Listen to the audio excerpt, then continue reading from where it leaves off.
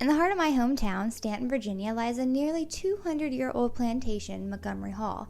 Montgomery Hall was named after Miss Anne Montgomery Lewis Peyton, who was the wife of the man who built the mansion, John Howe Peyton. She also happens to be the granddaughter of John Lewis, the founder of Staunton. The Peytons lived there with their 10 children until Mr. and Mrs. Peyton died in the mid-1800s.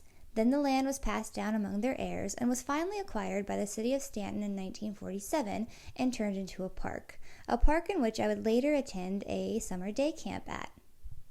But I'm not here to tell you about the basic history of Montgomery Hall. That you can find in a book or even on the Staunton City webpage. I'm here to tell you about what may have been left behind that's resulted in numerous paranormal encounters. First, I will tell you about some of my experiences from day camp. Then I will tell you a few stories from the employees who currently work in the building. And finally, I will share the findings of a paranormal investigation done by the Black Raven Paranormal Group of Staunton, Virginia. I attended Montgomery Hall day camp between the ages of 10 and 12, along with many of my friends. The camp counselors were very good at utilizing most of the grounds and most of the building as well. The building also doubled as the Park and Recreation Department's office building. So we became very familiar with it throughout the summer, and often we found ourselves alone in the hallways. Whether it was because we were making our way to the bathroom or going to the snack machine, we were often alone, and those were the times that we would experience an apparition. However, I didn't get to see an apparition until my final year at camp. Your final year at camp was very exciting for a lot of reasons. You were the oldest of the group, you'd been there a long time, you're used to it, but also you got to run the annual haunted house for the year. And our year was particularly special because we also got to utilize the basement for the first time. We spent a lot of time in the basement trying to scare each other with stories of Miss Montgomery who still wanders the halls. On the day of the show, we were down there setting up, finishing, adding decorations and props, and I got so involved in my work that I didn't realize that everyone had left. And I was all alone. So I gathered my things and I started making my way towards the stairs, but I was stopped cold in my tracks because sitting on the ledge to the window of the basement was a little girl wearing a long white dress. Naturally, I was scared, so I ran and I screamed, and my friends opened the basement door and saved me. But I wasn't the first one to see the little girl, and I wouldn't be the last. According to the Staunton City Parks and City Recreation blog, employees who work in the mansion claim that it is haunted, and for good reason.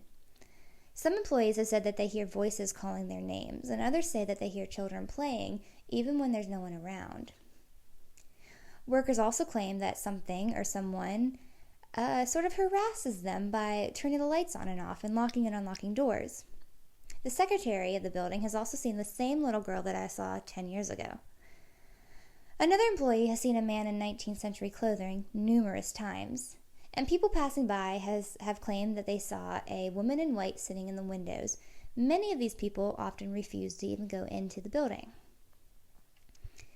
But what is possibly the most bone-chilling story comes from an employee who has seen a dark, tall, featureless apparition, not once, but twice. The first time he saw it, it walked past his door, and he went to go see what it was, and there was nothing there. The second time he saw it, it was standing at the bottom of the stairs that he was going down. But by the time he got to the bottom, again, it wasn't there. But this time, he was left with a cold feeling and the hair on his arms stood up. With all of these unusual claims and encounters, it's no wonder that Black Raven Paranormal took an interest. Black Raven Paranormal, or BRP, is a paranormal investigation team located in Staunton who have been active for the past 10 years. All investigations, including the ones for Montgomery Hall at the mansion, can be found at blackravenparanormal.com. BRP has investigated Montgomery Hall numerous times. A team of 4 investigators will enter the home, and they split up amongst the basement, the attic, the second floor, and the first floor where they keep their home base. All the investigators carry various equipment to try and capture evidence of the paranormal. This includes video cameras, still cameras, walkie-talkies, and other various things to record audio. Two of their investigations produced 17 EVPs. An EVP is an electronic voice phenomena and is defined by Wikipedia as being sounds found on electronic recordings that are interpreted as spirit voices. BRP uses what they call a spirit box or a ghost box. And the way it works is it's a radio that spans over the AM and FM frequencies and creates sort of a white noise and captures various snippets of audio. And the goal is that the spirits can use those snippets of audio to communicate with us. They captured a total of 17 of these EVPs, and the following EVPs came from various locations in the house, but the most activity was found in the basement and the attic. So, let me get to these. The first set of EVPs that I'm going to share with you are just segmented phrases. So listen carefully and see what you hear. Here is the first one.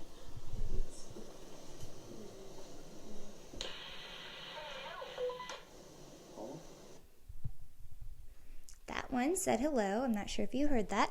Here's the next one, though, and this one's sort of in response. Oh, let me do that again. And I'll talk about the responsive ones later. Can you tell us if slaves were buried here at Montgomery Hall?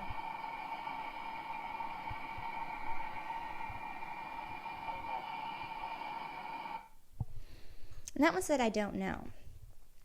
The next set that I'm going to share with you are names, and what's eerie about the name EVPs that they found are that many of them are actual names of the Payton children that lived in the house. So here's the first one. Can you please tell us your name?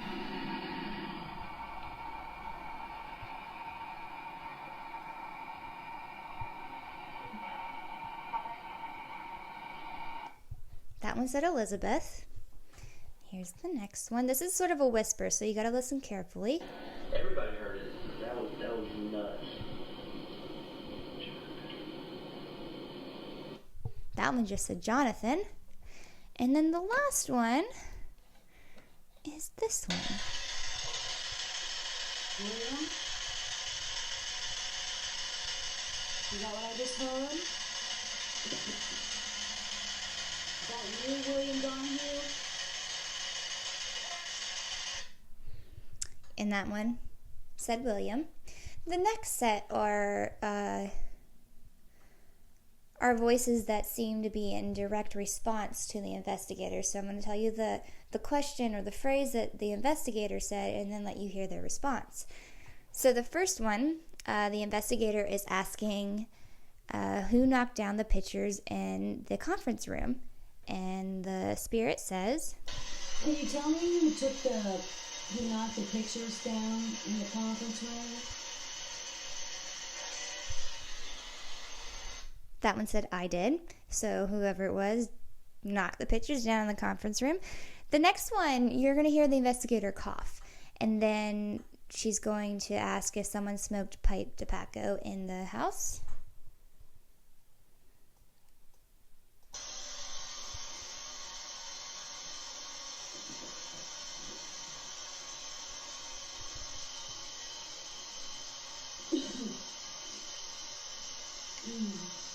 Did somebody smoke pipe tobacco?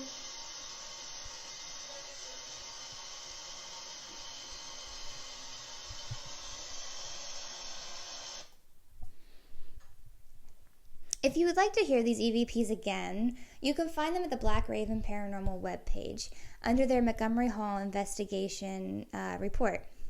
These voice recordings, especially the ones that are in response to the investigators, led BRP to state that they, quote, believe Montgomery Hall to be paranormally active with some intelligent interaction, which is a statement many of us who have seen the apparitions and have heard the voices feel sort of relieved to hear.